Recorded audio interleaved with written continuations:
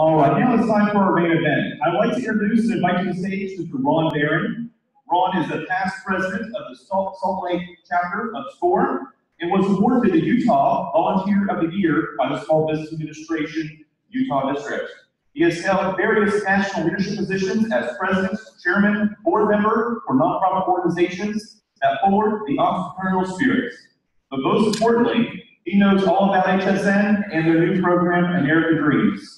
He is joining us today to tell us all about that and how we can help pitch our products to 96 million viewers that view HSN annually. And without further ado, Mr. Ron Barron.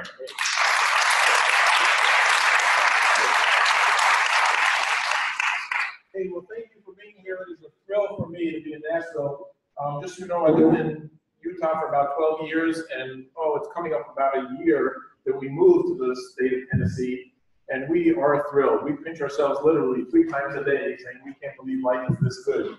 And it's because Tennessee is a beautiful state, room for lots of activities. We are finding things to do that we never knew existed, but basically, Tennessee is great because of you guys. The people in Tennessee are the best we've ever met, and we lived across the country, so hands off to you. Let's have off to you. I am thrilled to be able to be here and introduce this home shopping network opportunity to you. And before I introduce you to me a little more deeply, I'd like to introduce you to you, because I want you to look around this little auditorium, look to your right, look to your left, and recognize who's not here. Who's not here are your competitors. The fact that you had the initiative and you had the spunk to come to an event like this early Saturday morning when you could be doing 100, if not 1,000 other things, with a lot of things pulling on your time and your schedule, give yourself some credit, pat yourself on the back, and understand you already, before we've even gotten started, have an advantage over your competitors. Yeah. You have a killer opportunity here to get onto TV, as Rick said, in front of 96 million households. And again, to be able to share that is such good news. We'll take the next slide, please. It's such good news. It's a win-win-win-win-win, and it's very fun. So I want to tell you how this sort of started. I was involved with SCORE for maybe somewhere in the 8 or 9 years. And at an event in Salt Lake City, I met a man named Bob Srikasta. Bob Srikasta is the founder of Home Shopping Network. In fact, he's the founder of the entire home shopping industry. He was the first guy to do it. And we sort of just hit it off. And we became friends, and our friendship has grown over the past 5 years. And every time we're in the same city, we try to have breakfast, lunch, or dinner together. And what I realized about Bob Srikasta is that he's the founder of Home Shopping Network. I was pretty enamored of that. And what he came to realize is through SCORE, we have the connection as an organization to lots of entrepreneurs and lots of inventors like yourselves. And we said, okay, there must be something we can do. He invented a show called American Dreams. American Dreams is different than any other show on Home Shopping Network in that it spends time interviewing you. So they take valuable airtime and get to know your story, get to know your personality, in addition to getting to know your product. And it's a phenomenal opportunity to get some notoriety in front of 96 million people. We'll talk about how that works in a bit. But let's go to the next slide, please. I do want to tell you a little bit more about SCORE. You heard a bit from Rick. But I am a SCORE volunteer. I'm a relatively typical SCORE volunteer. In fact, if you go back about 10 to 15 years, most SCORE volunteers looked a lot like me. Gray, bald, old. And now I am proud to say that SCORE has done a great job of sort of modernizing our force of 11 or 12,000 people. We are about 30 to 35% women. We are diverse. We are not all retired. About 50% of our volunteers across the country are in the workforce. So there's relevance, and you don't have to listen to old forks for your advice, except when it makes sense. So taking advantage of SCORE is very, very smart. And truthfully, if you don't take advantage of SCORE, I'm going to say you're relatively stupid. And the other thing I will say is that if you don't develop a strategy right now before your business thrives, so that when you do thrive, at some point, and you define for yourself, If you don't develop a strategy to give back, either to an organization like SCORE or to some other organization, then I believe your business is not even worth starting. When I started, I never planned to volunteer for SCORE or for anyone. It was not part of my life or career strategy. And when I did, I noticed that I got tickled in places I didn't even know were tickled. It's an amazing thing, and I implore each of you to take advantage of giving back in your community in some way so that others can benefit from your path. And that's how the world is going to work. Okay, so and the other thing I always like to say about SCORE, a group of 11 or 12,000 volunteers. Remember, the Titanic was built by paid professionals. Noah's Ark was built by volunteers. Just saying. That's right. Great. So again, I just want to reiterate that American Dreams is a concoction of Bob Circosta, the founder of Home Shopping Network. He decided at this stage in life, he's sort of getting on now, his career is more behind him than in front of him, and he wanted to give back to entrepreneurs, and he created, this is his baby, and it's called American Dreams. And this is where HSN uses that show to shop and search and scout for people like yourselves that have an interesting product. And understand, if you wind up not making it on to American Dreams, it's not a reflection of the validity of your business or your product. It has to do with television programming. This is national TV, 96 million households, and sometimes they just don't think that your product fits into their programming needs, and I've seen them change their mind. I've seen them go through periods of time where, you know what, we don't want any pet products, and then 3 months later, they're all about pet products. And I've seen them do the same with baby products. And then 3 months later, they're all about baby products. So they might actually give you a no answer once you present. And I've seen that change. I've seen it change as long as 2 years later. And actually, we're going to see a little clip of someone whose answer changed 2 years and 1 month later. And she went on to be on Home Shopping Network at least 3 times so far. So it's a phenomenal opportunity. You tell your story. So understand that part of what you need to do to impress the panelists who are here, and these panelists, we're going to talk about them in a minute, they're the 3 most senior people you can talk to in the world of HSN. You need to impress them not only with your product, but with your story and with your persona to the extent that you can. Next slide. So what's in it for you? Obviously, business success. If you wind up getting on TV, you have an opportunity to pitch your product in front of 96 million viewers, 96 million households that are used to purchasing on TV. These tend to be relatively high net worth households, and they tend to be, in general, if we took a demographic of all the people who view HSN and boiled it into one person, it would be a 52-year-old female who is not employed because she doesn't have to be employed and likes to sit on her couch and shop at home. And the fun part about this, and we'll talk a little bit more about this too, is you will be flanked when you're on TV by Bob Circosta on your right, the founder of Home Shopping Network himself, helping promote your product and interview you. And on the left, you will be flanked likely by someone whose name is Adam Freeman. As you'll see, Adam Freeman is the pretty boy. He's the heartthrob of Home Shopping TV. And when Adam Freeman, on air, says to those 96 million viewers, hey, this is the greatest product in the world, you want to buy it now, those 52-year-old women in trance-like fashion get to their telephone and they start buying. And when Adam tells them, don't buy one, buy 2, they buy 2. And it's phenomenal. So you'll hear a lot of things about Home Shopping Network that I want to clarify. One is the most common price point for products sold on HSN is $19.95. But you are not limited to that. They are very successful with products that are $999.99. And they don't really love things that are less than $19, or they'll do it, you'll see it. But while the average price of a product is $19.99 on HSN, the average sale for someone who calls in is $63.40. They are the kings and queens of the upsell. Because you've heard the phrase, but wait, there's more. While I have you on the phone, but wait, there's more. and they are very good at taking your product and selling more of them, or taking ancillary items that you might have as part of your line and selling those and promoting them. They are great. Understand one other benefit. As soon as you are on American Dreams or have anything to do with HSN formally, you are automatically on hsn.com, their website, which is a selling platform, and about almost 50% of their sales come from hsn.com. So that's another opportunity to get a little burst on American Dreams, and then you have the opportunity to be on hsn.com.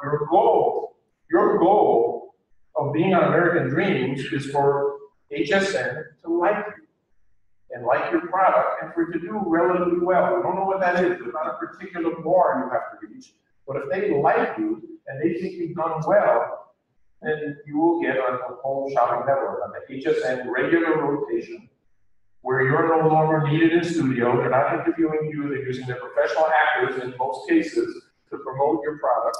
And it might come on every month, every 3 months, who knows what, as long as your product is doing well, or you might have some more products in the pipeline that introduce through that same channel. So the opportunity, truthfully, is endless. On American Dreams, understand there are a couple of interesting attributes.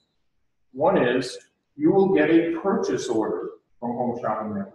You will get a guaranteed purchase order, so that if the number of products they buy from you do not sell for some reason on your segment, they still own your product and you do not have to pay it back, which is unheard of in the world of TV shopping. You will get a purchase order. Very often you can use that purchase order from someone as well thought of as HSN, and go to your manufacturer and say, look, I choose you to be my manufacturer instead of your competition. I have this PO from HSN. I'd like to not pay until 60 days after you manufacture the product when I get paid. And if I'm successful on HSN in the future, and we start selling hundreds of thousands of products, then guess what? You're my manufacturer. And very often that will induce your vendors, either for supply items, for materials, or for manufacturing, or for whatever, to sort of act as your bank, and it sometimes helps in your finances. So just something to keep in the back of your mind. If you don't make it on to TV, if for some reason the answer is no, it doesn't fit what we need, or our category isn't, the answer is no. The fun part about this is you still win. You win because you're going to get valuable feedback from 3 senior executives who are internationally famous. You're going to get feedback from people who you could not afford to get feedback from in a normal situation. And they want to talk to you whether you're fully engaged in production, whether you're pre-production, or whether you're just in the idea stage. This is not a competition. We're not looking for the top 10, the top 25, the top 100. This is a show that wants to air into perpetuity. It started out at a half hour a month. It is now an hour a month.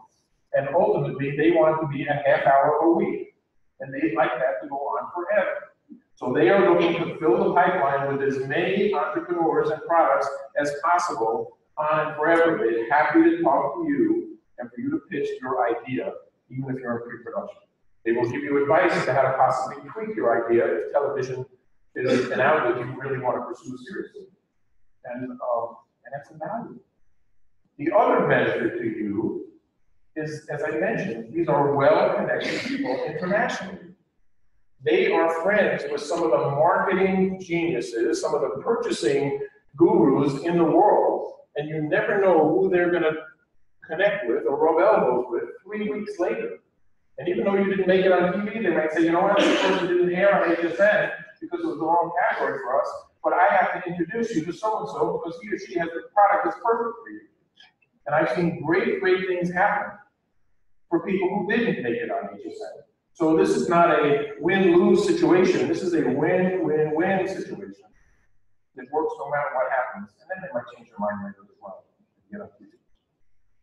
Obviously, this is going to create great awareness for you. If you get on TV, that's a given. But even if you don't get on TV, the fact that you're working with HSN, that winds up becoming, that's newsworthy. And people in your region, in your sphere of influence, learn about it, and you start getting calls from business radio stations and business TV shows because you have this HSN connection. And you were this interview in front of the panel. We don't know your answer yet. And you will at least get more, there'll be greater awareness of you and your product in your region, and there's additional benefit. And most importantly, you will have a mentoring relationship with a SCORE mentor, not once, not twice, but for the life of your business. Our intention is to stay with you for the life of your business, because as you might guess, after your first bit of success, problems don't end. You will have challenges as your business grows every step of the way, and your SCORE mentors as a unit can help you and be invaluable. And understand the most successful SCORE clients bounce around from mentor to mentor to get the different knowledge and the different kinds of expertise and different kind of different personalities that you need in every single stage of your business. So use SCORE, sign up at the resource area for a SCORE mentor that will help you in this process, will prepare you better. The reason HSN loves this relationship and the reason they're suggesting we hold these events across the country is because they love dealing with people who have been prepped by SCORE mentors. Because you have a degree of readiness that they have never seen in their scouting across the country, and you're already a step above the competition. You know, this is not the only way to get on the Home Shopping Network. They have an application process. You can send products. They get about 1,000 a day that come across executive desks. But the difference here is, if Bob Shakasta, the founder of Home Shopping Network, if Dara Trujillo, the senior executive for American Dream Show, and if John LeClaire, we'll talk about him in a minute, if they like your product, they will personally bring your product and pitch it. Bob Shakasta, about once every 2 weeks, pitches a grouping of products, maybe 4 to 6, personally in front of the senior buyers at HSN. Bob Shakasta no longer is an employee of HSN. He really has no official connection, but he's on air all the time. He's in the studios almost every day, and he's held in very, very high esteem. Next slide. So here we have Bob Shakasta on the left, the founder of Home Shopping Network. Just want to tell you a story about how he founded Home Shopping Network. He was a radio announcer in the Tampa, Florida area, small-time radio station, and one of their largest clients, one of their largest advertisers was an appliance store. And the appliance store went broke, but had a big outstanding bill for their advertising on the radio station. Tells you how valuable their advertising was if they went broke. But so they called up the radio station, spoke with the station manager, this appliance store did, and said, you know what, I'm sorry, we're going broke. I cannot pay my advertising bill. All I can do is bring you these 136 olive green electric can openers. This was back about 36 years ago when olive green was all the rage. So the station manager went to Bob Shakasta an hour before his show and said, by the way, while you're on air, you're going to have to promote and pitch the sale of these 136 electric can openers. And Bob said, are you nuts? I can't do that. I'm a radio announcer. We can't sell anything. How do we sell on radio? Nobody can see what we're talking about. And the station manager said, I don't care. Just figure it out. So an hour later, he went on to sell these, and he sold out. In 1 hour, he sold 136 electric can openers in olive green, in avocado green, sorry. And so the station manager said, well, this is awesome. And he immediately that night went out shopping for something else that he could bring in the next day to Bob Shakasta and have him sell. And he was very successful, and little by little, it became a selling show.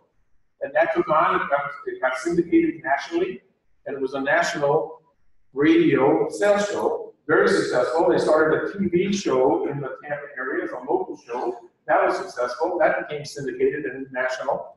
And that was history. And that was Home Shopping Network was born as an industry. 4 years later, because of its success, there came along a company called QVC, who got on the bandwagon, and then NBC Shops, and now Canada Shops, Italy Shops, Australia Shops, and Home Shopping, on and on and on. And here's a funny thing, if you go to the home office of HSN or any home shopping TV station, you will see a bank of TVs on the wall because they are each watching all the other stations. And if your product at some point hits a certain sales per minute, it's BPM, dollars per minute. That's the key. That's the key phrase. If you hit a certain dollars per minute, alarms start going off. And if somebody hit the right dollar per minute in Italy, all of a sudden the Home Shopping Network calls that person and says, we want to feature you. So if you become successful on HSN, it's likely that you will hear from lots of other home shopping TV stations, and you can become an international phenomenon. So how cool is that? And understand, if you don't get it, this process is totally free. Totally free. There is not an ounce of cost except one. You're going to need to get your little butt, if accepted, down to Clearwater, Florida, which is where the studios of Home Shopping Network are, because it's live. Yes, live. You're going to be in the studio live in front of 96 million households. Live. Live TV. That means there's not even a little, 15-second pause between what you say and what gets aired. It is live TV, and one of the only people on stage that will be with you, sitting in a seat in the corner, is an attorney, the Home Shopping Network lawyer, with a big button. Because if you start saying the wrong things, the button will be hit, and your mouth will still keep moving, but we won't hear a thing in our homes. Live TV, so it's not like there's a lot of pressure. What will happen, just so you know, is you'll have to fly or get yourself whatever mode of transportation you'd like to Clearwater, Florida, outside of Tampa. You can fly into Tampa, you can fly into Orlando, it's about an hour and a half from Orlando, somewhere in that range. You will stay at a Hampton Inn, I believe it is, for one night, where they have a negotiated beneficial rate.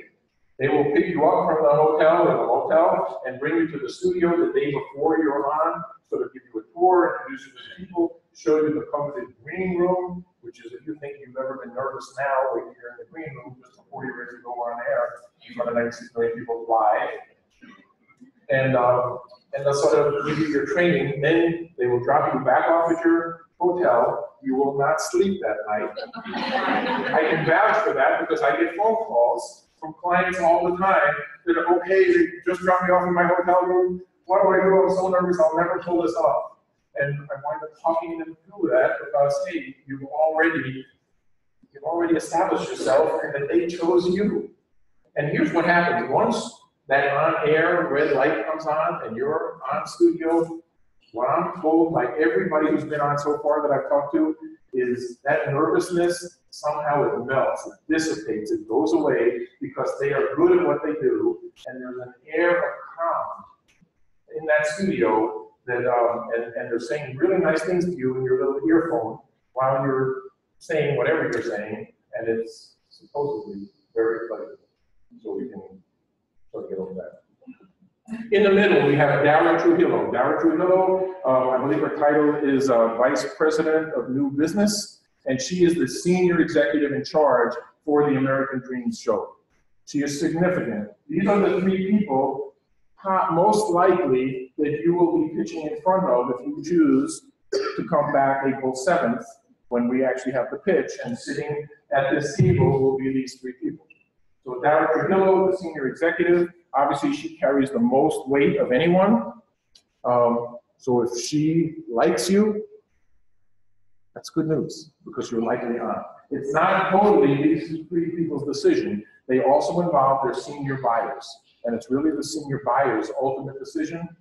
But if my boss, if I was a senior buyer and my boss said, I really like this and I want to feature it, something tells me I'd probably think pretty positively. And again, you're getting through into the HSM sort of evaluation process from the top down instead of from the bottom up like everyone else. John LeClaire is the last person here. John LeClaire is not officially associated with HSN either, but he's worked with them tremendously. His fame comes from the infomercial world. He's a producer of infomercials, world-class infomercials. He produced some of the infomercials we're all familiar with. For instance, the ones that made OxyClean the household name, or Pillow Pads, or Orange Glow, and things like that. So he's an awesome guy. All these people are the most gracious people you'll ever meet. So the thing I will tell you about multiple times is your pitch should not be rehearsed because these are normal people. Your pitch should be sincere, it should come from the heart more than from your brain, and it should be very conversational.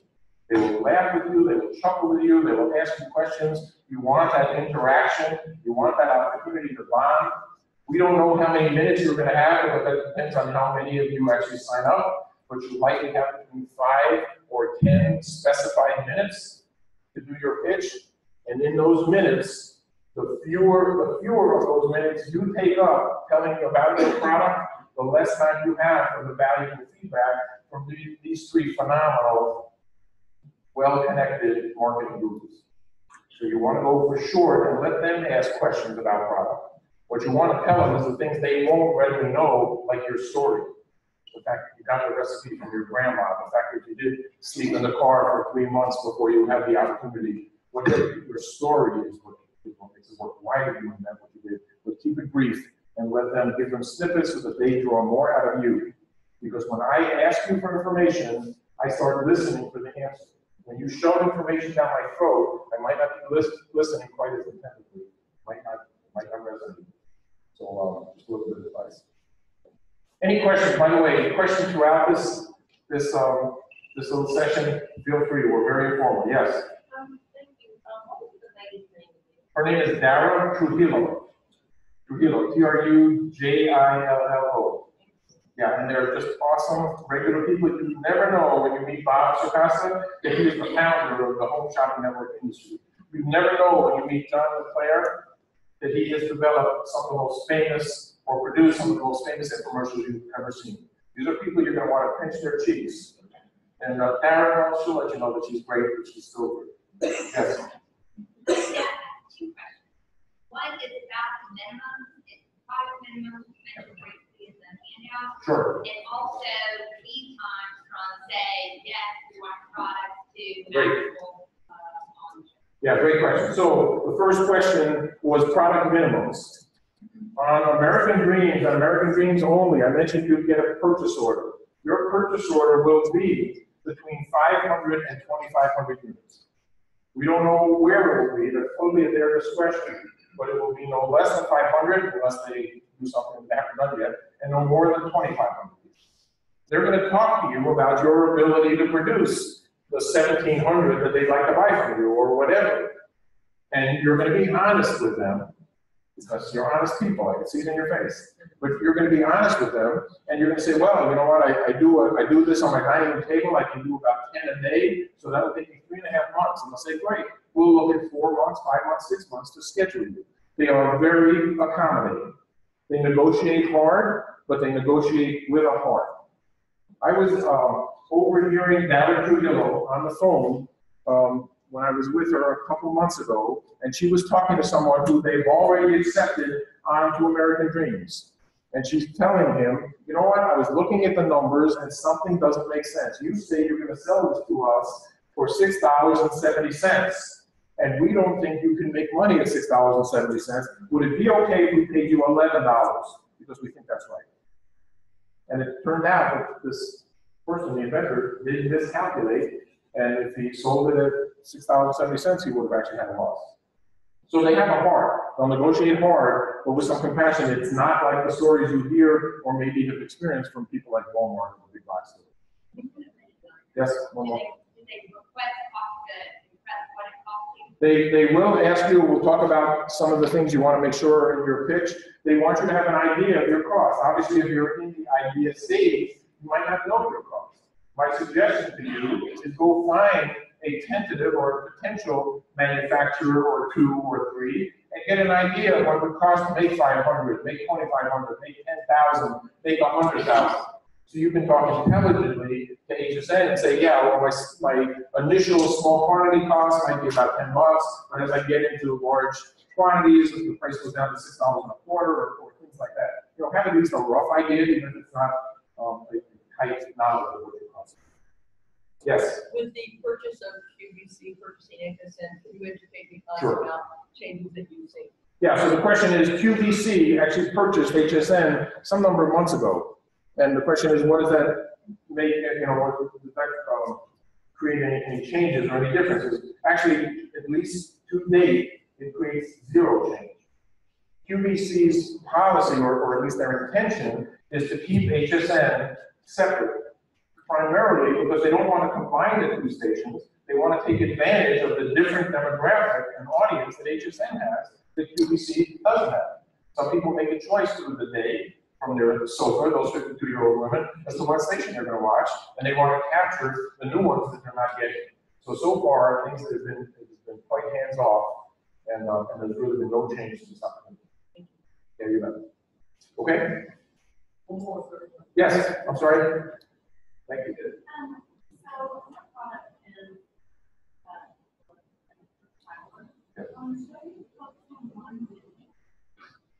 The question is, this is an article of clothing, you have to focus on one gender.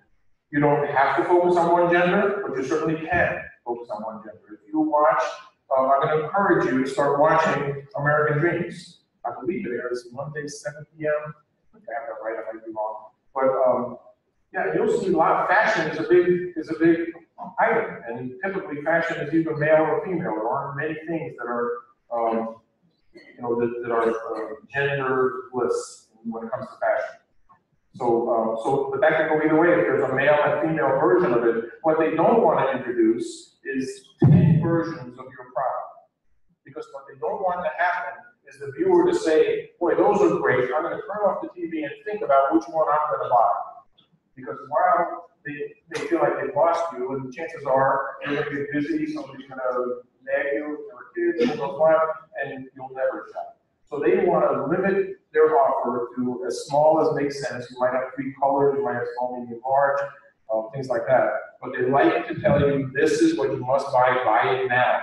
Because in the next 3 minutes, you'll have the opportunity to do whatever, go wait and go. So does that answer your question? thank you. But it didn't, oh, thank you. You know what, 2 to 3 weeks of therapy, I'll be good. Yes. I'm sorry, is there another? Yes. Good morning. I was trying to find out, does HSN take like a percentage of margin from the share? You bet. HSN is in the business of making money. They are basically like a retailer. So it's the same as selling to Target, Macy's, a small little gift store or hardware store down the street, or whatever you sell. They're going to make money. We're going to talk about margins a little bit later. Okay? So we'll answer your question, I'm sure, even though I didn't answer yours. Okay, next slide, please. Excuse me. Do HSN provide a fulfillment center, or are you responsible for your own shipping?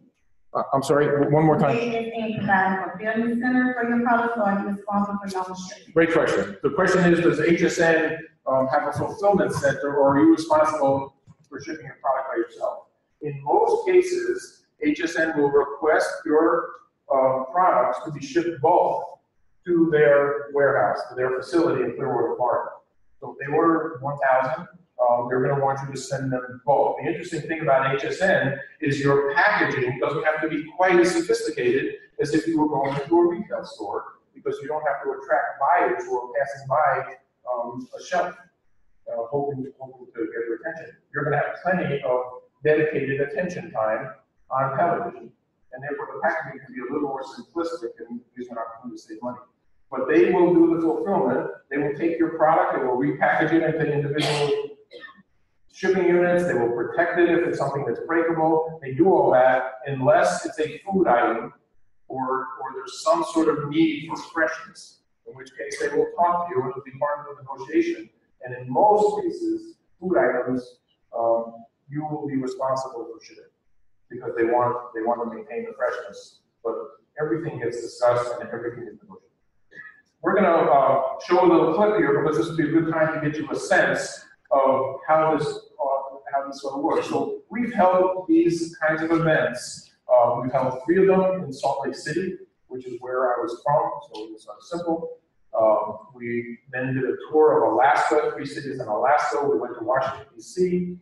Not too many months ago, and now we're here. So you are still in the infancy, you're among the infants of this process, and that's good because it's still exciting. It hasn't been riddled with red tape yet, which is bound to be as this gets, so it picks up some steam and moves more efficiently across the country. So we're thrilled that SCORE Nashville took the leadership role and said, yeah, we're going to have an event and invite all the SCORE chapters and the rest of the state and neighboring states. And it gives you an opportunity that truthfully has not yet come to most of this country. So we're going to see this clip. I'm going to ask you in the sound booth to stop at it periodically, and I'll sort of give you a hint as to what's going on behind the scenes. Let's go. Becoming a reality right now. Mr. Bob Acosta, we have our first special guest. We certainly do. I want everybody to meet Tammy Erdell, who happens to be from Draper, Utah. And Tammy has come up with a product that's called Safe Sounds. And these are earphone tips that are going to enable you to hear the music. So for one, that was Adam Freeman, the pretty boy, just so you get a sense of the players. You see Bob Acosta, the founder, on Tammy's other side. And right now, Tammy, she's surprised she hasn't wet her dress. But that changes in about 10 seconds. The richness of the music, you're not going to sacrifice any of that, but here's the key difference. You're also going to be able to hear all of the sounds around you. So you don't have to worry about somebody walking up behind you, or a car coming up, or a bicycle, or anything like that. It is technology that you cannot find anywhere else. It is patented, and for the first time it's here on HSN. I'm so excited. This is so much fun. I love doing this. So folks, we're going to hear Tammy's story. I do want to let you guys know, as you become familiar with our American dreams, they're all very limited. I have just 2,000 in total, and all you're going to do tonight is choose between black, silver, or white. You get the very exciting in terms of the different tips, and they will go over your existing earbuds. Tammy, please tell us how this all began. I would love to. So first, let me just tell you that I started out as a runner. I quickly learned after I went from a treadmill to outside that when I run with my music, I'm very, very uncomfortable. I couldn't hear what was going on around me, and so I tried running without my music, and I was bored out of my mind. I just couldn't do it. And so I thought there's got to be a solution so I can have my music and I can do my running. And so I looked, I couldn't find anything, and so I came up with Safe Sounds. And here they are, and you're going to get all the different sizes. Okay, they're right here, so you don't have to choose which size you want. You're going to get all of these for that low price. And we have some drawings, okay? Tammy brought with her the original drawing. Yeah, look at this. So you hear Adam going, oh no, and you hear them laughing out loud. They are experts. They are great actors in addition to marketeers. But it's just phenomenal. And they are going to market your product in ways you never thought about. They're going to come up with some attributes that you never thought about. In terms of, they put some real thought into this, and they do their jobs very well, and they do their homework very, very well. And it just works. Okay, let's keep going. How did you create these? You know, it's kind of a funny story. So I was in the kitchen with my kids. I took a standard earphone, just like this, and I thought, how can I get air in there, not make a sealed cavity? And so I'm going to show you a prototype that I made. So I took the fin off of a Nerf rocket that my son had. Oh my goodness. Can you imagine? I cut some little strips and I hot glued them on there. And I decided I'd stick it in my ear. I turned up my music and quite loud. And then I said to my kids, okay, talk to me. And guess what? I could hear them. I could hear them fine. I was so excited. I thought, this is it. We can do this. Okay, folks, so let me just pull this into perspective. If you or somebody you know loves to run, jogs, rides a bike, this is the perfect thing for them. Because what it's doing with air channel technology, it's allowing you what we... So we call it air channel technology, and later you'll hear call it ACT 360. Air channel technology 360. Tammy never thought of that. So they came up with this ACT 360. You see it on their website. It's the way they sort of promote it. And they did that just to give you a sense of how involved they get in figuring out how to promote your product successfully. Okay. To listen to our music just as it were, but with this amazing patented design, it's allowing some of the ambient sound and noise of, let's say, cars, of traffic, of dogs, of police, of sirens to come through. Because there's nothing worse when you're out and about and everything is blocked because you're not aware of your environment. If you want the silver, I have 200 pairs left. If you want the white, I have... He has a lot more than 200 pairs left. But he was noticing that sales were a little slower than he liked, so on the fly, he's trying to create some reason to hurry up and call now because they're running out. 300 pairs left and the rest is in black. It is the only presentation, and once they're gone, they are completely gone and sold out. It's only $14.95 and it's on 2 flex pay. It's a brilliant gift and idea for anybody that you know. It's genius technology, it really is. First of all, how did you get that price?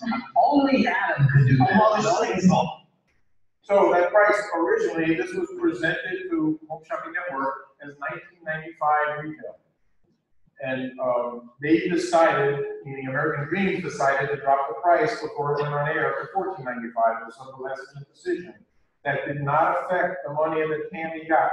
That was a decision by HSN, and they can hold a sale just like Macy's holds a sale, and decide to make a little less money for whatever reason or whatever strategy that they're sort of conjuring up. So, so once you sort of present your price and have negotiated, they might finagle the retail selling price, but they're not going to finagle their arrangement and their commitment to you.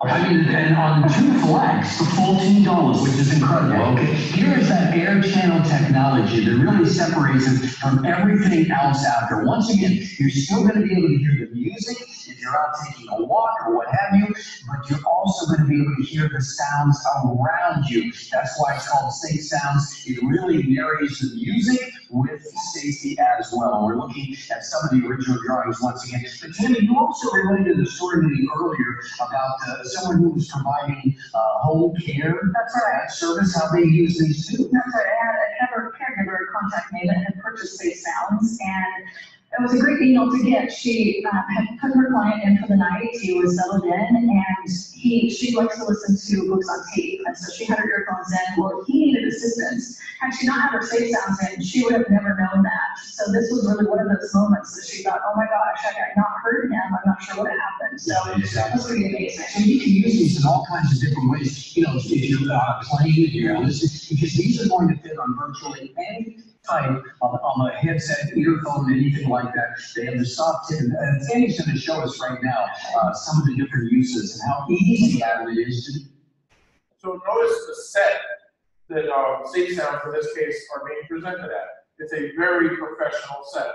So here you are, flanked by actors that you could never afford if this were your initiative.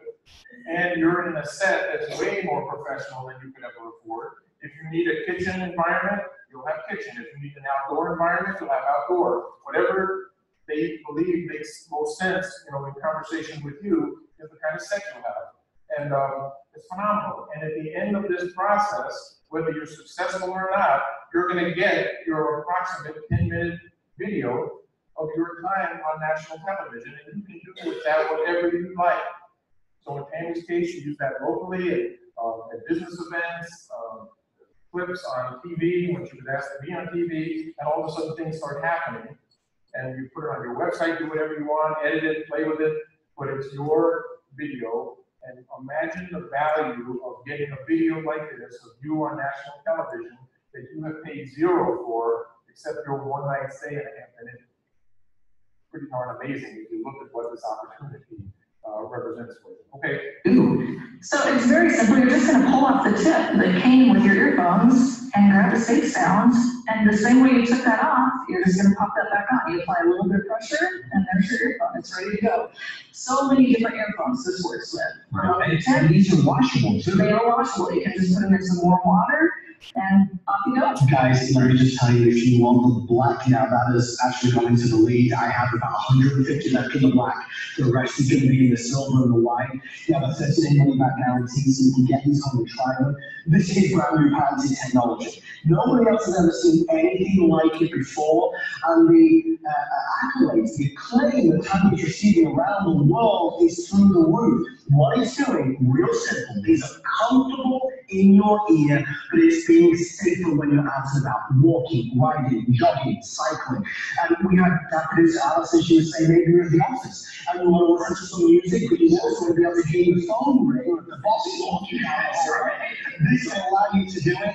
Everybody on the phone line, we have fewer than 900 if it's completely sold out. But beyond the pricing so crazy on the 2 flex pay, it's a genius invention and to be able to come up with this patent. How long have you been working on it? We've been working on this just under 3 years. Can I ask you a question?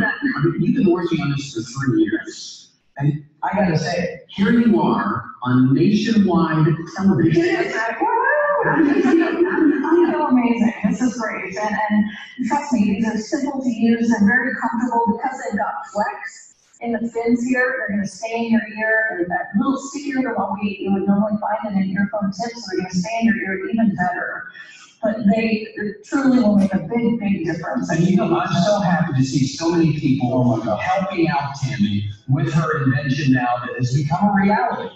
You know, that is so useful as well. Let me say to you, what's been interesting getting kind of a sampling of people around here, what they found with Safe Sounds, is that it makes their earphones, their earbuds more comfortable. Right? Because of the ways it was like, again, if you get up close, this is the difference. Normally, you and I have earbuds that look like this, okay? Instead of that, we remove this and we put on this. So comfortable, cozy, but this is that air channel technology 360 that's allowing the ambient sound to filter through. It is a must-have. If your son, your daughter, your sister, your next door neighbor, if they walk, jog, cycle, if they're out on the roads, they absolutely need this. And I think if we just spoke to those folks tonight, it would be worth every single penny. Truly a great gift for you, for anybody you know. We have 90 seconds or so out, folks. 2 flex have $7.48.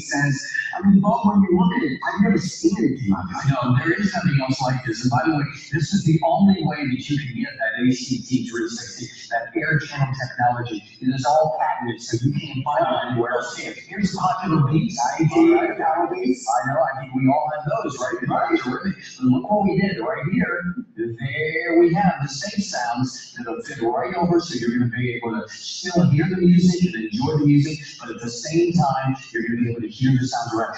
I use these all the time, and I'm amazed at how many times maybe I'm out for a walk or something like that, and all of a sudden there's a bicycle, right behind me, or somebody, running up behind me, and I never knew that before, but because of the Safe Sounds, I'm able to hear it. So this is truly adding safety to me, because I was talking to Chris, our director, and he said he was vacuuming in the house the other day, and he was listening to his music, but he wanted to be able to know that somebody was at the door, that the telephone was ringing, and with this, it's going to do it.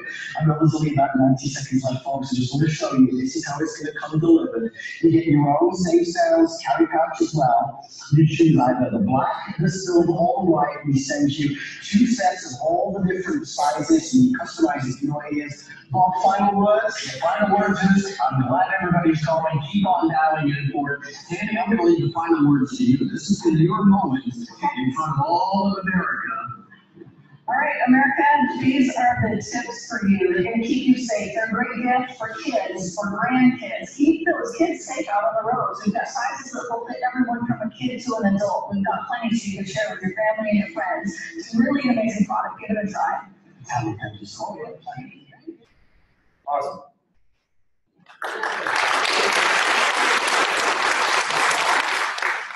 So I've probably seen that 100 times or so, and I still chuckle every time I see it. For those of you who are SCORE volunteers, there is nothing like the thrill of watching one of your clients get on the Home Shopping Network in front of 96 million households, so it's very, very fun. A couple of things, you'll notice they talked about flex pay, $7.48. They took our very low price of $15.95, divided it in 2 to make it even easier for America to buy, because what America loves is payments. So you might have a $1,000 item and they'll divide it into 40 years of flex pay payments of like $2.14. They like that, but again, that's all on them. So if it takes longer for them to get their money, it doesn't mean it takes longer for you to get their funds. The other thing I'd like to just tell you, since we just viewed this, is if you are selected to appear on American Dreams, they will send you 3 diagrams of how you might choose to dress. They'll send you a casual, sort of a mid-range, and a formal, so that you can choose clothes that fit your personality and you're comfortable with. If you're a female, they will tell you to, in the morning, shampoo, wash your hair, but do not do anything with it, and they take care of your makeup and hairstyle. the next time Candy was on, they decided to do some sort of updo with her hair that she had never done in her life. So it's sort of interesting. So you don't have to worry about how you will look. If you look like me, they just wipe off your scalp with a rag. So we understand the attributes now. Is anyone unclear on what the opportunity is? If you have questions about the opportunity itself? Yes. If we do successfully go through the HSN process, would that necessarily block us out or contractually obligate us to HSN, or does it block us out of other opportunities such as hopefully Shark Tank or, for instance, QVC or any other platforms? Yeah, they like knowing about, the question was, if you get onto HSN in some volume, does that block you out of other sales and marketing opportunities for your products, such as QVC, such as who knows what, other retailers? And the truth is, in most cases not. They like to hear about it, so it's not a surprise. What they like having an offer that's different than other major outlets. So because of this, you get some attention, and Target or Walmart decides to sell your product, then they're going to want to have an offer that's slightly different than the one that goes to Macy's. So maybe Macy's sells a 1-pack, and on HSN you sell a 3-pack. Sometimes, you know, they might have an issue, and they discuss it with you. But in most cases, you know, for American Dreams, they like being the primary introduction outlet. They don't mind if you're selling it on your website. They don't mind if you have it in some stores, regionally, even nationally, if it's peppered. But if you're already in Walmart, for example, selling large numbers, you're going to want to alter your offering to make it somewhat unique. Yes? If you're on QVC.com, would that preclude you from getting on HSN? No, but what they want to know that you're on QVC. You know, honesty is what makes this work. They don't want surprises. And they might ask for a slightly different offer. Could QVC preclude you from coming on HSN? I don't believe so. Okay. Yeah, I don't believe so. I have heard of if someone who was on QVC and they did have sort of a some contractual arrangement that prohibited other outlets, but again, that's a negotiated thing. I haven't seen that yet from HSN. Ron, Yes. Ron, real quickly, if you have a question, put your hand up so we can get the mic to you. I just got a mic here. Following up on that with the Shark Tank question, you were saying, you know, in terms of they like negotiate different specials for HSN. Do you know, I know with other types of TV shows or talk shows, I think they want to be the first one to present you. Do you know Shark Tank, for example, would we not want you if you've been on HSN previously as a similar one presenting first time thing? Yeah, so I don't know that specifically about Shark Tank. You know, that's at the Shark Tank event coming to a city near you one day. This is the Home Shopping Network event. So, so I don't know the detail. I do know that at Shark Tank, they like for you to prove that you have a market. And I can't imagine a better way to at least prove you have a market than American Dreams, maybe not HSN officially, where again, I mentioned on American Dreams, you will have a negotiated document calling for somewhere between 500 and 2,500 units. The goal is to get onto HSN, as I mentioned, and that's where sales are unlimited. You sell tens of thousands, maybe hundreds of thousands, but again, based on your ability to manufacture. So they're not going to put you in a position that's uncomfortable. They don't want you to fail, they want you to succeed. And the reason they're going through this whole American Dreams event is because, of course, they're hoping to find some gems on American Dreams that become, you know, amazing success stories. And then they are first because you hope you have some loyalty to them. And they love to be known as the introducer of great new products. I was Yes. wondering if you kind of want the exact percentage Okay, so we're going to talk about that in just another 5 or 10 minutes. So the question was, what is the percentage that HSN charges? What you'll learn is there is not a set percentage, it's a negotiation, but I can give you sort of an idea or a range of what I've seen so far, and so share that with you. If you promise not to share it with anyone else, it's only because we're such personal good friends that I will share some coveted information that if HSN found out I was sharing with you, they would not be pleased, and I can't help it. So we'll handle that in a few minutes. Yes? One one last question in terms of if, does HSN give a new product rather than go to hsn.com, approve it, and then they put you on? In most cases, it's the opposite, at least through American Dreams. You're gonna get a decision to be on American Dreams, hopefully. As soon as you are, you will automatically be on hsn.com. If you get invited onto the HSN representation, you will continue to have placement on hsn.com for as long as they feel you have some sort of relationship. So even if they choose to put your product on once a year, because they think it's seasonal or holiday related, you will be on hsn.com throughout that relationship, as long as you sort of have a live relationship, at least in most cases. Yeah.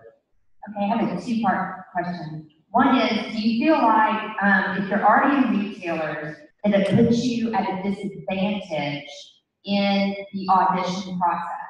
And secondly, can you give any historical data with the companies you've worked with, the status of them going into it? Like, did they all intro products into the marketplace, or did you see both? I mean, for example, we're in 200, 250, we are covered, but we're not like, you know, Walmart.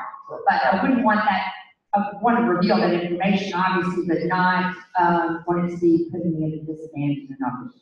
Sure. So you've already asked two questions, now you're giving me a two-part question to be clear. That's right. So it's like a 50-part question. Because you know, Good luck with that. you know you're in this three, right? That's right. I can't count this morning. Now I have to think back to part one, which is challenging me in front of all these good people. Okay, so, doesn't got put a disadvantage. Okay, you do have it. So, as far as your being in other stores, this actually would be considered an advantage, because you can show, in Tammy's case, it was an advantage that she had a Kickstarter campaign. And she was able to show what her results were, country by country, and at least prove that there was some demand. She was not selling a whole lot, but proved demand. If you show that there are buyers in the world or in the country that have actually bought their stuff to retail with your stuff, then that normally is a benefit. But again, for those of you who have no retail relationships or haven't really sold, it's not a real negative, but it's just another part of your story. Okay, what was your second part of my question? Just historical data, that example. Yeah, that's right. Very good. You're into limits. Anybody else? Are we good? Yes, sir. I make essential oil diffuser jewelry, which lends itself to another product, essential oils, which are widely available. Would you see that it would be beneficial to add that as an offering to my product? I noticed on the earbuds, it had beats, you know, so is that something that HSN would do, or is that something that I should be prepared to bring to the table with my product? Okay, so definitely be prepared to bring your ancillary products to your pitch so they know they're available. My guess, and this is totally unofficial, is that because essential oils are so you know, available readily all over, that they're going to focus on your jewelry rather than on you being a source of oil. I'm guessing, but that's only my guess, and you're going to present it anyway. The Beats example, what you were astute enough to see is that they were actually promoting Beats earphones at the same time, sort of subliminally, that they were promoting Safe Sound earbuds. And that's because they love to have a product that can help them sell one of the products they're already successfully selling. And Beats happens to be a very big, hot item for HSN. Right, so they might have, they actually might already have a vendor that sells essential oils, and they might decide to sort of pair you and use your product to sell more of that. But you never know, so it pays to show. Yes? Once you pitch, how long will you know before you pitch that? Yeah, there's no defined, the question was, once you pitch in front of these executives, how long before you know? You tend to get the no answers quicker than the yes answers. There are things I can tell you right up front. If your product has anything to do with alcohol, if it's anything of sex toy nature, or has anything to do with the toilet, not the bathroom, but the toilet specifically. I've seen some very good toilet remedy products, but they have chosen that they don't want their products to have to do with the toilet, alcohol, sex-related, or cannabis-related products. And that doesn't mean that you shouldn't present, because you still will get their feedback. Your likelihood of getting on TV, at least in this decade, is slim. But come and present anyway and get their feedback. Because again, they are connected, and you never know who they'll be able to reach out to on your behalf, just in their normal course of life. I want to get some clarity again about the manufacturing. Are they expecting you to have your product professionally manufactured with a official independent manufactured by a professional, or will they take your product made by yourself? Okay, so yeah, so you really want to look at HSN just like you look at any other retailer. Let's call it Macy's. If you presented something to the buyer of Macy's, are they going to go manufacture your product, or are they going to expect you to have it manufactured, as you say, professionally for them? They're a retailer, and they're going to expect you to manufacture product. If they decide to buy 1,000 from you, they expect you to make 1,000, not to give them the right to go make 1,000 on their own. But again, if you have no connections with manufacturers, that's where SCORE comes in. SCORE can help you with all of the questions that you're thinking of, that you're either, announcing out loud or thinking in the back of your mind. SCORE can be very helpful in sort of guiding you. And in addition, you'll find that the HSN executives can be helpful in connecting you with people if for some reason you're not able to on your own. They'll help you, but in the end, in order for you to get on TV, you will have to prove to them that you have the wherewithal and the ability, and they're going to want to look at, mainly for quality. They're very concerned about quality. They consider themselves a value retailer, not a cheap retailer, but they're very possessive about the quality of the products that they offer. And I have seen some people rejected last minute because the product did not sustain their quality testing, kind of thing. And again, that didn't put a black mark on the entrepreneur. It just meant you got to go back and make sure that you handle this and prove to us that you have, and that you've corrected the product, the issues, the quality issues. But they do expect you to have your product ultimately by the time you're done. Yes? Yes, they do not have to be United States manufacturers. So very often, they recognize that there's an advantage to the United States manufacturers, but sometimes if that prices you out of what they believe is a sensible price structure, then they will suggest have you look overseas.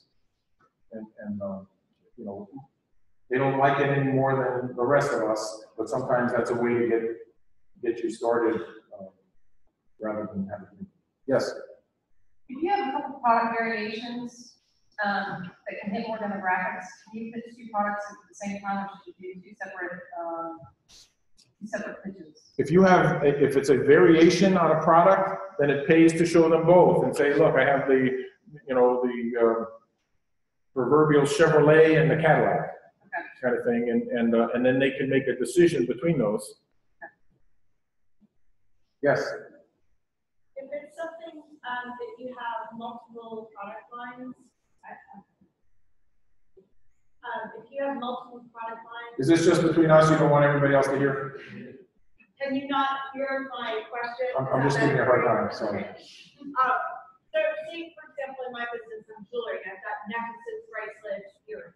So within that, there could be several different color variations, stone variations, that sort of thing. Yeah. Okay. I could also have a product that's both men and women that I would pitch. My question is, how do you figure out, like, how many of that particular, like, do I just pitch necklaces? Do I just pitch bracelets? Do I just pitch earrings? And then within that, how many colors would I say this could be, like, in red, black, pink, green, and purple? Right. So how do you narrow it down and decide this is what I'm going to pitch, this is what I'm going to offer, and then I come back for multiple sessions out? Right. So did everybody hear that? Okay. You were right. You were worried about You were right. So my advice is to pitch as much of what you have as possible for this next event. I wouldn't bother showing them every color, but I would say I have this available in ruby red, emerald blue, and whatever. And I have a men's line available as well, and let them tell you, oh, I'd like to see that. And let you dig into your bag and say, well, here it is. Or I'll see you after the event if it's a broader line that you want to introduce. So let them know, be prepared to talk about your line.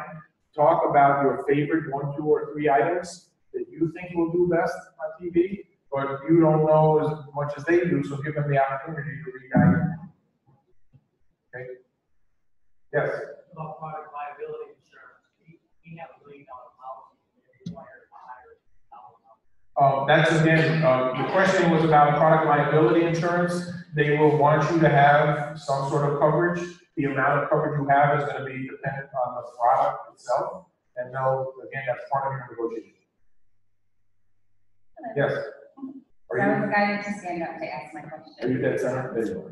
Yes. So I understand that after today, SCORE will be an excellent resource to help prepare. So I'm excited to learn more about that. But leading up to the April event, are there other resources to plug in with people who have been successful on HSN or maybe who haven't? Is there a network of people or other resources to make sure that we're prepared for it?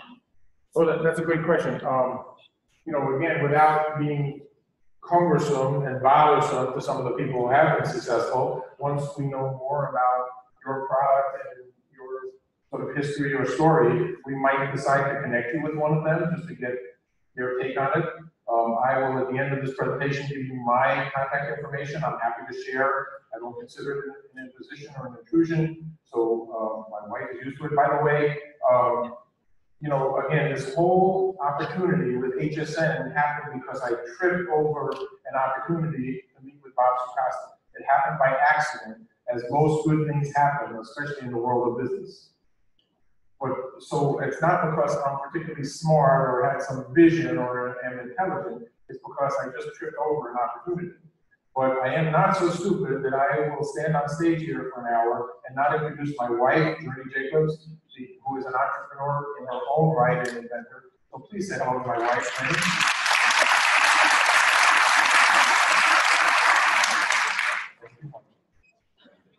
Okay, any more questions for now? Yes. Good morning again. Another question. So I sell dessert mixes for people that have food allergies. For the pitch, would it be wise to bring baked samples for the people that want to be pitching to? Absolutely. If you have a food product, don't only bring samples for them, but bring some extra for me. Food is a hot category, but whether it's food or not, if you are in a position to leave at least a sample with the team, that is great, so that they can take it back and start thinking about it. If you are in a position to leave 3 samples, 1 for each, that's even better. You know, in the case of Tammy, who had the safe sounds, she gave samples to Bob Sucosta. He happens to be a walker and a bicycler. So he tried them immediately. He called back like the next day and said, these are awesome, they work. So if you can get any sort of personal touch or connection, that's just, you know, we're all human animals and we respond to what excites us. Quick question. Yes. Does it matter if it's made in America or made overseas? It costs more to sell if it's made in America. Does that help if it's made in America? It helps, yeah. Again, just to reiterate, it helps that it's made in America because they recognize that that's sort of a positive marketing attribute. If it prices you out of reason, then they might suggest trying to have it made elsewhere. But often, made in America is part of your story if it is made in America. If you're made outside of America, then you're going to have a different part of your story that makes it all work. So yes, it's a positive attitude. Yes. So I know that you mentioned that the general demographic are the older women in the home on the couch. Is there a certain, well, I mean, I don't know what to say like that. Sorry. I won't tell them that you said 52 that. is not older, sorry. Well, I tell my mom. Anyway, okay. So I was just wondering, is there a certain product, like products for women that do better, or I know she mentioned about gender, but is there a certain thing that normally does better for them? Sure. So if the demographic is encapsulated a 52-year-old woman, obviously products that would resonate with 52-year-old women will work. But if you notice what they did here on Safe Sounds, is they said, if you have a son, a sister, a brother, a cousin, a adult parent, a friend, a coworker, a boss, then this is perfect for them. So as long as your product is appropriate for someone that those 52-year-old women will touch, then it makes sense. You know, it might be a holiday gift for your boss. It might be, again, your adult parents, it might be your adult children, and it might be your younger than adult children. So there's opportunity for all kinds of things, truthfully, and don't get too hung up on a 52-year-old woman opportunity. But that's just the truth of the demographic. I have a question. I know that you said HSN operates typically like a base retailer. When you negotiate or you talk about your prices, is it more towards retail or wholesale that they're looking to price your product? Okay, so again, consider HSN the same as if you were to sell to Macy's. You're going to sell your product to Macy's at a wholesale price. They're going to sell it at a retail price to the customers that walk through Macy's so that they make some money. Similar here, you're going to sell to HSN at a wholesale price. We're going to talk about this with a little more specificity in a minute. But you're selling to them at a wholesale price. They don't have customers walking through their stores. They have customers at home on the couch watching their TV. And those are their customers. They're going to mark it up and sell it at a retail price because that's how HSN makes money. Yes? Has HSN ever had experience selling board and card games? And if so, what is the success rate? I don't know what the official success rate is mathematically, but they have accepted games before. So yeah, so that, you know, they're not very big on books. So I haven't seen that work, but they haven't said no books. It just hasn't worked. It's a little bit more of a challenge, but board games work. Did I see someone else? Yes. I have a prototype, and I've not gotten into the manufacturing side. So if I was to come on April the 7th, would I still be okay to just bring my prototype and pitch in? Okay, everybody, would you be okay to come on April 7th and bring a prototype? Right, they are interested in your product if you have it. They're interested in your prototype if you're just at that startup stage. They're interested in your idea even before prototype if that's your stage. Okay? So they are very open to talk to you. This is very entrepreneurial. That's why SCORE is so excited about this, because it's an opportunity for all of our clients that we volunteer for, to get some real attention. Yes? Hello, my name is Rodrigo. I am from Colombia. I sell Colombian food in different stores or festivals. But my product is the arepa, is the corn and cheese, but it's frozen. What do you think? Is fine for the sale in the HSN or no? Yeah, so for a frozen food product, they're likely, again, I am not the voice of Home Shopping Network, but very likely they will want you to fulfill those orders. So they'll want to know how you can ship out a frozen item. Does it have to go 2-day shipping or 1-day shipping? Does it have to go in some sort of protective, thermal packaging? But you'll figure that all together. Ultimately, they probably are going to ask you to fulfill those orders. But again, they'll work with you on it. Yes? Hey, if you have a product that is very large, that would be good for them to actually take the sample with them back to HSN. Do you suggest us bringing like a presentation with paper pictures in the presentation? Is that? Great question. Yeah, so if you have a large product and it's too cumbersome to bring, then yes, bring pictures of it. They're not going to want to have you sit through a slide deck and waste those valuable minutes truthfully. Ultimately, if they're interested, they will ask for your slide deck or your video presentation. They love evaluating products with video presentations or PowerPoint type slides. They love that ultimately as they go forward. But come with a picture of your item or on a placard. And if you can, make copies of the picture so at least you can leave the picture with them and they have something tactile to bring back. Because again, we're all human. I have another question about food. If you have the shelf life information, should you also bring all that with you in your kitchen? Or you don't need to go into detail, but if there's a shelf life sort of factor, then just share it. Share it. Again, don't take up a lot of minutes, but if it's probably good for them to know that there's a 2-year shelf life or an infinite shelf life or whatever the truth is.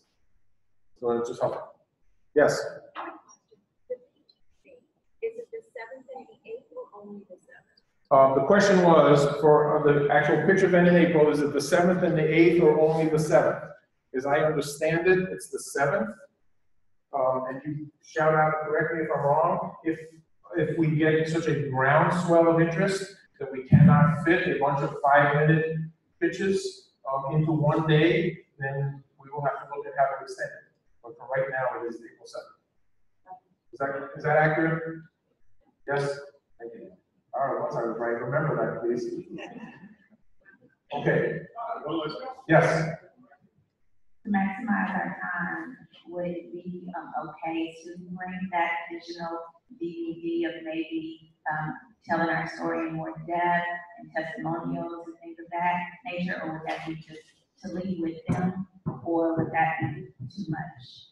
Oh, leave it with them. Yeah, the question is about, if you have a DVD presentation, don't bother showing it unless it's like 10 seconds long, but leave it with them, that'd be great. Sure. Yes. Has HSN ever had a product of organic pain relief? That is what my product is. Okay, I'm gonna guess that they have, because they do have pain relief products. They have a passion for organic things, so that makes sense. But whether they have or not, it's an appropriate product for you to pitch.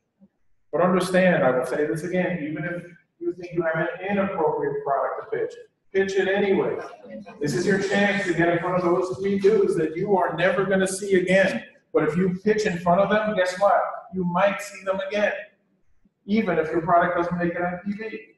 Get to know them. Remember, I met Bob Sukasa at an event, and we became friends. And look what happened. As a result, we're able to sort of create, I didn't do anything, he created a TV show to help entrepreneurs across the country, and we're now bringing it nationally through Score National. And that wouldn't have happened if I didn't reach out and shake his hand and say hello. So come out here, shake their hand, say hello, show them what you have, because you never know what will happen. In your world, success doesn't come from purchase orders, it doesn't come from institutions, it doesn't come from businesses. Your success comes from people. And the more you rub elbows with interesting people, the more you shout about your product in your spheres of influence, the better your chances of success. And your goal as entrepreneurs is to start rubbing elbows with people that you normally would not have the opportunity to relate with. Here's an opportunity, truthfully, to relate to 3 people who are in a slightly different world than your typical world. And it doesn't make them better than you, but they are better connected than you. So reach out, take every opportunity, even if it's a little convoluted or not right. And heed the words of Miss Francois, who told you that you have an opportunity, go for it. Go for it. The day of the pitch, is this spring going to be available? Bringing this up right now, and you can do a video, a quick 30-second. Our product is outdoors and involves water. One picture is 1,000 water. Pretty much so. Yeah, so that's going to be up to you. So you can present something that's 30 seconds long. It's going to kill a lot of your valuable time. If you could somehow describe it and show pictures, that would be quicker. But if you feel that that's the only way to make the point, then you're in charge. You're in charge of your pitch. So do what your heart tells you is going to get you the best attention. Is the screen going to be available for it to be projected up there? It's probably going to be smarter to bring a laptop. We don't know if the screen will be available. It likely will, but it's better to bring your laptop and show it front and center in front of them. For the pitch on the example that you gave in the video, a lot of the language was talking about the benefits for the viewer, right? Oh, if you have someone to give a gift to, this and that. Yes. Whereas what you talked a lot about in terms of how you share with the panel, it would be more about your story do they want to hear or see how you might be in a TV setting selling to viewers? Like, so would I be going on and on more about my story more than saying, oh, this will make a great gift for this and that? Okay, so guess what? These are professional marketing executives. They've seen thousands and thousands of products. They automatically will understand that if you show them a box of chocolates, you could eat it yourself or you could give it as a gift. So you don't have to tell them what they likely know. Tell them what they don't know. What they don't know is the relationship with your grandma and how she gave you that recipe, you know, with her last dying breath. You know, what they don't know is where you come from and how you develop your recipe. Of course, you want to talk about your product's attributes, but understand these people have seen it all and can figure it out. That's why you want to get as short as possible in your pitch so that they can answer the questions that they think are more important than you talk about attributes that you think are important. One of the things that Bob Sukasta taught me a while back ago is the concept of WSGAT. WSGAT, W-S-G-A-T. And he will always tell you, he will tell you multiple times in your relationship with him, if you develop one, to WSGAT your product. We as entrepreneurs tend to focus on features because we're all about our features, bless you, because we invented our product and we cared about the features. But the buying public doesn't care about the features of your product. They care about one thing, WSGAT. What's so great about that? What's so great about that? So for example, if you were a goldsmith, and you were proud of the jewelry you made, and you talked about the fact that, gee, I am one of the best goldsmiths you'll ever meet. I trained in Russia, where the best goldsmiths trained under the tutelage of the most talented goldsmith teachers. And the answer is WSGAT. Well, what's so great about that? Well, because when I make something in gold, I can do more intricate work than most people in America. Well, WSGAT, what's so great about that? Well, because I've been trained to use only 18-karat gold, which is more valuable than the traditional 14-karat gold. WSGAT, what's so great about that? Well, because when I make you a necklace, it's going to lay perfectly. And you'll be able to take that pendant that's in your top drawer that you couldn't wear and wear it proudly and look classy. And when you go out, everyone's head's going to turn that you pass and say, now there's a classy woman who knows her fashion. Ah, I get it. Let me see what you have. Make me understand how I'm going to feel, not about the stuff and the attributes of your product. So if you can focus in your pitch about how your clients ultimately will feel on Safe Sound, it's a safety device. It's not about music. It's about the fact that you might not get run over by some piece of traffic when your kid is riding their bicycle. So we need to focus on the benefits, especially emotional benefits. You know, don't as a parent take the chance of your kid being run over when you know this existed and they ride their bike or rollerblade every day in traffic and you didn't buy these. Don't be that person. Let's get emotional with your pitch. Okay. I have a question. I'm in the process of launching a skincare line. We should take I'm sorry, launching what? a skincare line. One more time. Skincare line. A skincare line. Yeah, no, skincare is a very, if you go watch American Dreams, go watch HSN, and you will see a lot of skincare sold very, very successfully. You can talk to my wife about how much of it she supported. But, One more question. Yes. When we pitch, will we be the only person in the room, or will it be set up like this so everyone can hear what we're talking about? When you pitch, you will have the pleasure of pitching in front of a group just like this of your fellow entrepreneurs and inventors. And that's good because this is a tiny fraction of the 96 million people you'll ultimately be pitching in front of. So we're trying to get you used to that. But yeah, you'll be pitching in front of these executives, a bunch of SCORE people just like is here today, and your fellow savvy entrepreneurs who see the value in pitching. How are we doing that? For people that are submitting their prototypes and not actual product, the product's not on the market, you have them sign non-disclosures? Will they sign non-disclosures, or how does that work? Non-disclosures will be negotiable. Well, if you don't want to disclose your product because you're in that kind of world and your IP is important, then you don't want to pitch. Well, what I'm saying is, yeah, it's a product, but, what am I saying is, I don't want them to take the idea and. Right, so part of the relationship is you have to have some trust. They have never, to my knowledge, taken somebody's idea. That would be stupid of them, because then it's going to prohibit people like you from feeling confident about the relationship. So as far as if you're worried about the panelists, I can tell you with assuredness that they're not going to steal your idea, because that's counter to their goals. If you're talking about the audience who might steal your idea, my personal advice, you have to make this decision. My personal advice is the best thing you can do is get your product to market. Get your product to market. I am not a big fan of patents. I think they're expensive and only give you the luxury of spending hundreds of thousands of dollars in court to defend your patent.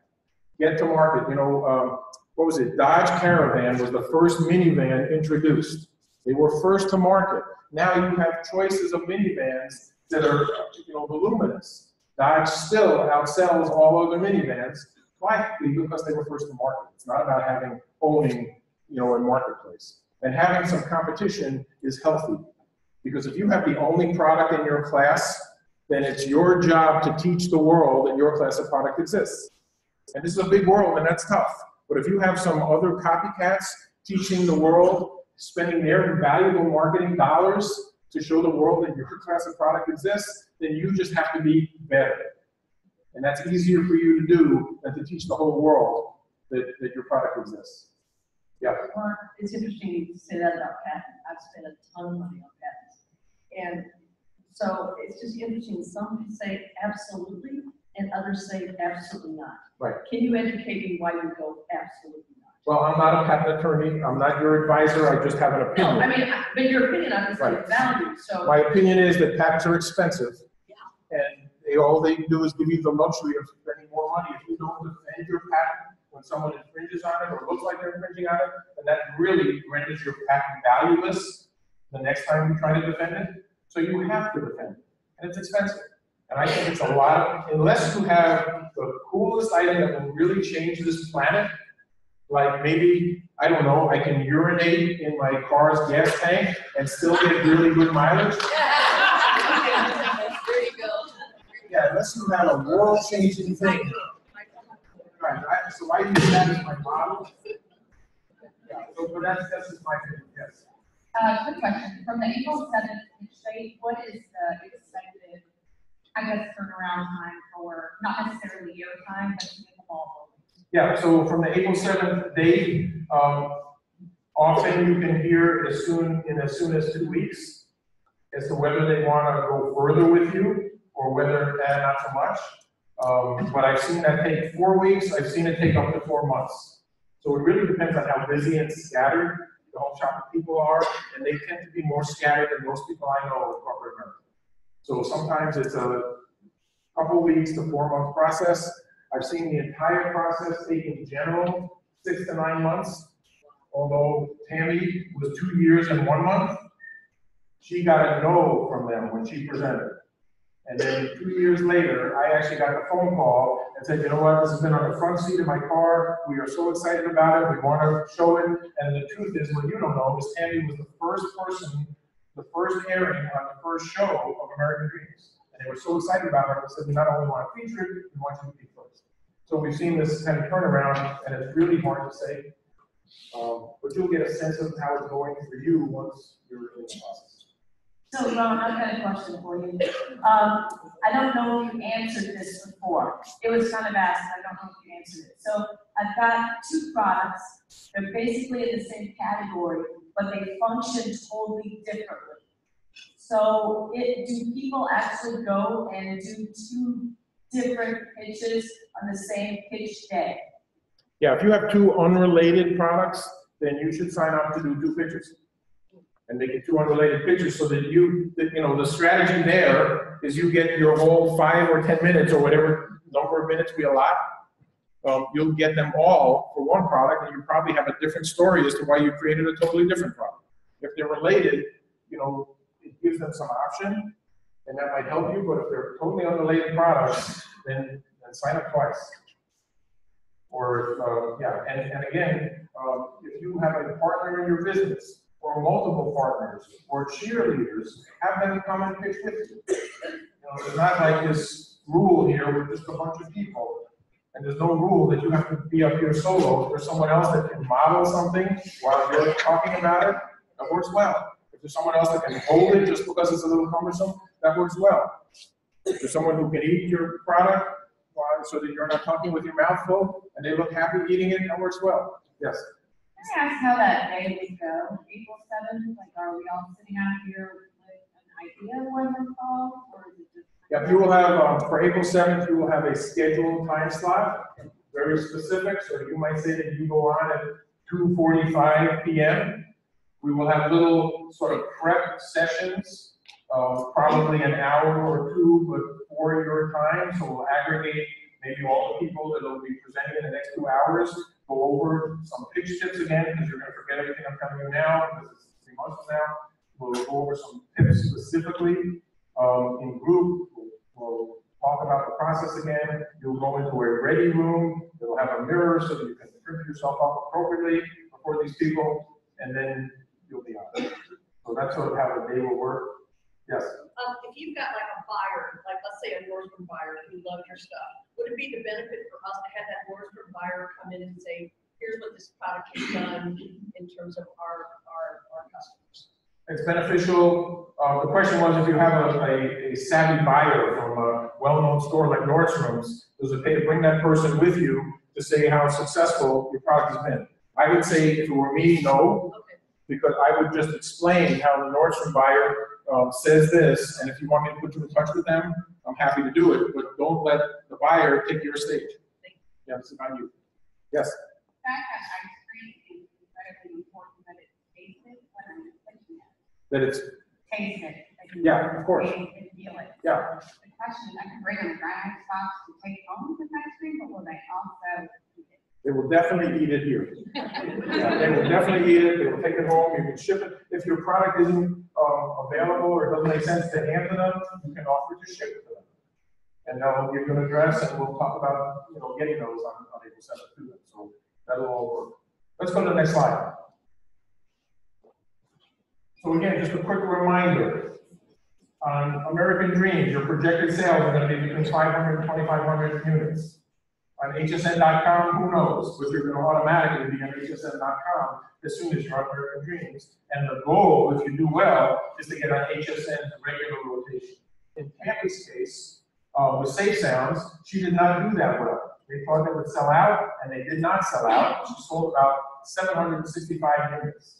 But they liked her, and they invited her back. And they felt that they didn't quite do the job they should have done in promoting it. And they took a little different stance on her second time, and then she went on to a third time. And so success is it's amorphous. We don't know what success means in their mind, but if we want to use Tammy as a model, when you're in the studio, be like her, because they really like her. That's why, that's the only reason they brought her back. Well, they had to believe that there was some validity in her product and that they could sell it better than they did, more effectively. But they liked her, and that helped a lot. Yeah.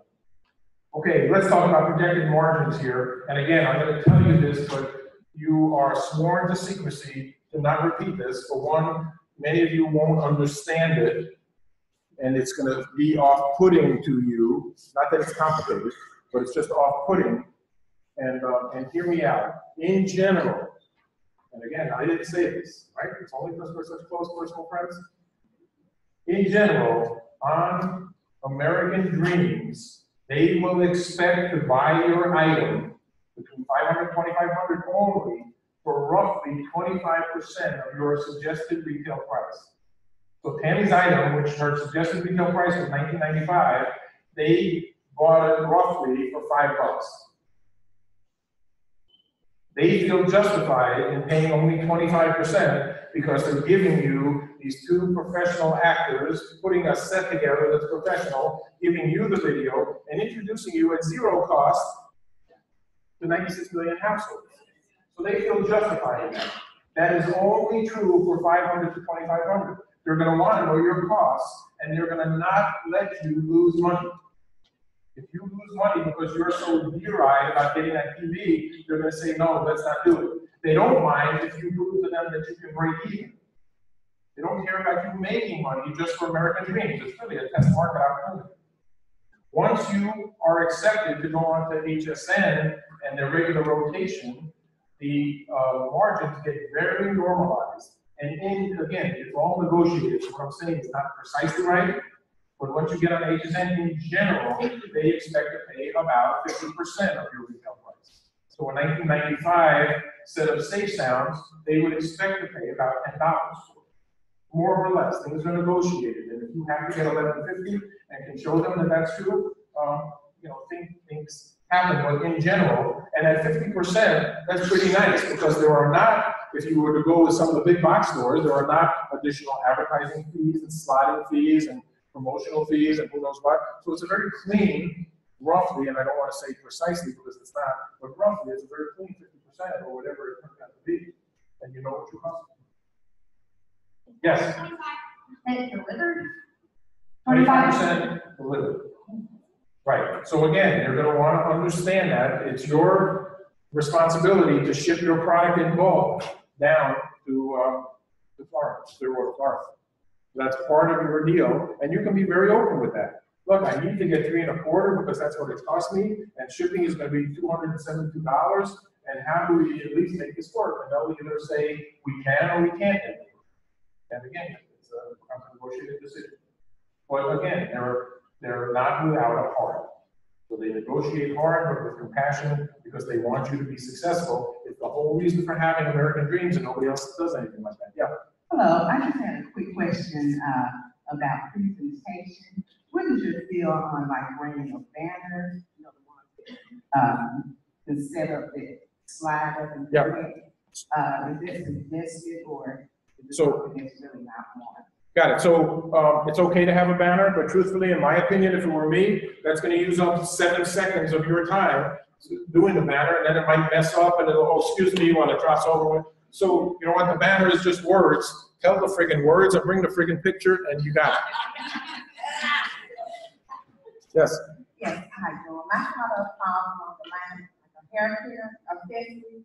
How well have you seen those products do on the shop? Or have you seen? Yeah, personal care products are very big. Fashion is big, personal care products are big, food is big, but so is every other invention that you're thinking about. You know, there was a kitty box automatic cleaner thing that worked for cat litter. Somewhat of a limited offer, you know, whatever. Absolutely, sure. Yeah, that makes sense. So I just want to share before we go a little bit further here, and we'll cancel the next video because I think you got it from Tammy, and I don't want to take too much time, right? But I want to share just a little bit of wisdom here because I feel compelled to. There are a lot of you, I talk to a lot of store clients who want to sell their product at a very low price because they really want to benefit the masses. They want to help people. They want to get this into the hands of the people who can need my product the most. And here's my take on that. My take is that poor people hate wealthy people. Poor people hate wealthy people. But the one thing that a poor person doesn't need is another poor person. So my suggestion for you is in your startup situation, figure out how to amass as much wealth as possible, selling your product to the people who live in the mansions that you don't feel is important, you know, or connected to, but get them to depart with some of their cash or some of their net worth, and then take all that money if you want and give your product for free to the people who your heart says you need to benefit on this planet and start doing good. And you will do more good for this planet by getting wealth first and using it to good end than trying to lower your price to what the bare bones minimum is so that you hardly can exist and get your product into the hands of the people who need it. So just a little suggestion. The other thing, I just want to give you a bit of my advice, and that is for you to be successful, I believe that life is counterintuitive and business success is counterintuitive to everything we were taught, everything I was taught. And what I learned as I look back at my career, for you to be successful, you must charge more than your competition, and you can. Because every time you hear from someone that I can get that for less, what you're not hearing is I can also get it for more. And what you need to know is Macy's needs Walmart. They need Walmart selling the same stuff largely at much less cost so that they can compare what the difference in experience is when you walk into Macy's. And your job is to sell to Macy's clients. And Nordstrom's needs Macy's so that they can compare that we're even a step above. And as long as people can point out that I can get your product for less, you can point out that, yeah, you can also get it for more. And if you go for the less thing, you're into this negative spiral and you wind up losing. Your job is to make money and benefit this planet so that you can either be a volunteer, do good things, what have you. The second counterintuitive thought that I've learned looking back is to understand if you want your business to grow as quickly as it should or could, understand in the core of your soul that the customer is always wrong. And when you understand that in the core of your soul and you start ignoring your customers, never sell them what they ask for, then you have the chance for amazing growth. And feel free to catch me later, I'll talk to you more about it. And third and most important, especially for small business people, for you to be as successful as you truly can be, you must work less. You must work less.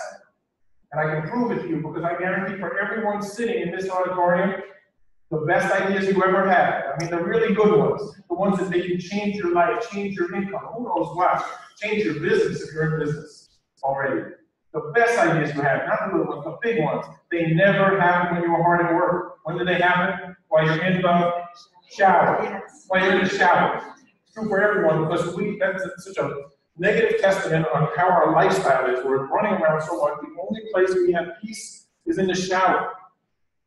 It's the only place we can't multitask. We can't bring in our iPad, our iPhone, our iPod, our whatever. We can't bring in anything. And your brain understands for those 5 or 10 minutes or whatever, you are at peace. And that's when you come up with your ideas. You only come up with ideas when you're in peace. So give yourself more downtime. It'll be good for your life, but it'll also be good for your business. Decide not to work Thursday afternoons. Pick a half day and say, I just don't work then. Work your schedule around it. Your business will not be great. Your life will get better because you've got another half day. But more importantly, your business will thrive because you'll have more time with yourself and you are your best mentor, and don't forget it. Hey, thanks for being here. We're going to join you again.